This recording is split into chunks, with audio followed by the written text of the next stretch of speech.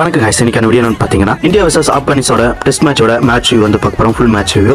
டாஸ்க்ல வந்து India win பண்ணி first வந்து பேட்டிங் அவங்க வச்ச ரன் பாத்தீங்கன்னா இந்தியா 564 ரன் அடிச்சாங்க. 8 விக்கெட் போயிட்டு இருந்துச்சு. 8ல வந்து டிக்ளேர் வந்து இந்தியா வந்து பண்ணாங்க. ஆப்கானிஸ்தான் பாத்தீங்கன்னா ஃபர்ஸ்ட் இன்னிங்ஸ்ல 152 ரன் அடிச்சாங்க. 10 விக்கெட் போயிட்டு இருந்துச்சு. செகண்ட் இன்னிங்ஸ்ல வந்து பாத்தீங்கன்னா 111 ரன் கிட்ட அடிச்சாங்க. 10 விக்கெட் போயிட்டு இருந்துச்சு. ஃபார் ஆஃப்ல வந்து பாத்தீங்கன்னா இந்தியா 300 ரன் வித்தியாசத்துல இந்த மேட்ச் வந்து இந்தியா வந்து வின் பண்ணிருக்காங்க.